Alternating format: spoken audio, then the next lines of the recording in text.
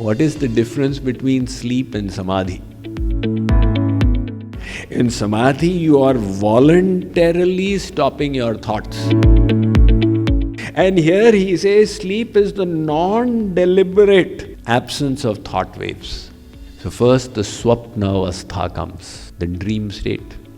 So in the Swapna Avastha, the mind is still functioning. The intellect has gone to sleep. And when the mind also goes to rest, then you enter deep sleep. It is the biggest bliss of the material realm. And yet, it is not the divine bliss of God. Divine bliss you will get upon God realization. He is giving you a little sample on a daily basis. Kalp means imaginary. Vikalp means distorted imagination.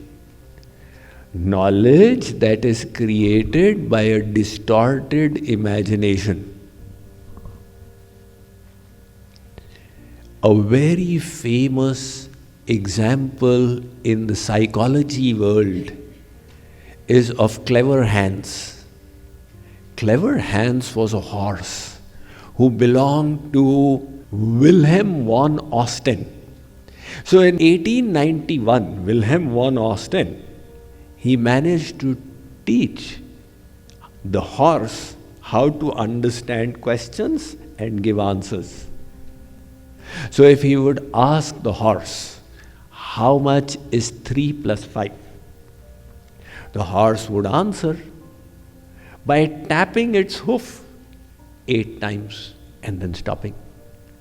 It would not give every answer correctly, but it would give it more correctly than any other creature on 4 legs. And it became the toast of Germany. People were so astonished. How come the horse understands our answers? Until the director of the Berlin Psychological Institute, he sent their student, Oscar Funkt, to go and investigate. Oscar Funkt, he looked around and he was astonished. He said, how come this horse gives wrong answers when Wilhelm Osten is not in front of it but behind? How come it gives wrong answers when Wilhelm Osten himself doesn't know the answer? And then he discovered what the horse was doing was not understanding what is being said and giving an answer, but subconsciously, when the answer would be arrived, Wilhelm Osten would straighten up a little bit. So if he says, how much is 7 plus 5? When he would tap his hoof the 12th time, he would just straighten up a little bit. And the horse would read that. So this person was so disappointed to know that his horse was not understanding the questions but just reading his body language. And a complete false understanding without any reality had been created. So this is the kind of knowledge which he is saying is vikalp. Once one lady, she did her shopping at the mall and she came and put her groceries in the back seat and sat down on the driver's seat when she heard an explosion and something came and hit her hard at the back of her neck. She placed her hand behind and she realized that her brain was popping out.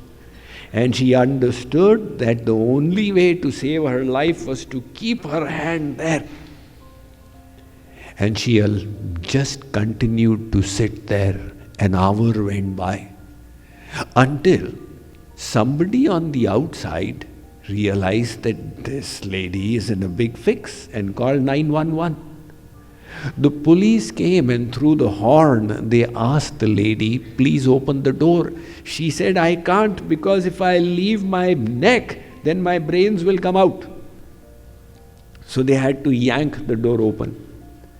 And then they realized that the only thing that had happened was, in her groceries, was a pressurized packet of Pillsbury biscuits that had exploded, and the dough had come and hit her, and she was under the illusion that she had been hit by a bullet and her brains were popping out, and she was sitting there like this. So this is illusory knowledge. Now you are laughing at it, but we people fall prey to it so often. Those who are over-emotional do it all the time. They give so much of importance to their emotions that their emotions is the absolute truth for them. That project is going to fail. Why? I am getting this feeling it is going to fail. So have you used any logic, any understanding? No, my feeling is telling me. So if my feeling is telling me, there is nothing beyond that. This is a bad man. Why? My feeling is telling me. So emotional people, for them their mind and its feelings is the ultimate absolute truth. Beyond that there is no logic. So this kind of creation of fanciful ideas is being mentioned by Maharishi Patanjali. So he is talking about the different states of the mind, right? So he said some states of the mind are because of valid knowledge, some are because of erroneous knowledge, some are because of fanciful knowledge, and sometimes the state of your mind changes because of sleep. So he has defined sleep so nicely. What is the difference between sleep and samadhi? In samadhi, you are voluntarily stopping your thoughts. And here he says sleep is the non-deliberate absence of thought waves. Sleep is one thing that all of us get, right? Now there are two kinds of sleep. When you begin the sleeping process, put your head on the pillow and put your legs and arms in your typical way and start thinking, let me sleep, let me sleep. So first the swapna avastha comes, the dream state. So in the swapna avastha, the mind is still functioning. The intellect has gone to sleep. Sleep happens when the intellect stops functioning. So your conscious mind is no longer aware, but the subconscious mind is there. And the subconscious mind is creating garbled images. If in your waking state you saw a bird flying and said, wow, what a life. If I was a bird, I would also fly. Now that was your conscious sankalpa. Then the subconscious, in your dream, you did not become a bird. You started flying in your human form. Those conscious sankalpas got garbled up. Now supposing that was the last dream of the night and you wake up, you remember it. You say, why was I flying? So your flying was because of what you thought and experienced in your conscious state. So intelligent people don't give importance to dreams. But in the dream state, the mind is still functioning. And when the mind also goes to rest, then you enter deep sleep. Now there is no perception. When you wake up, you say, Sukhamahama swapsam. I slept so peacefully. Nakinchidaham avedisham. I did not experience anything.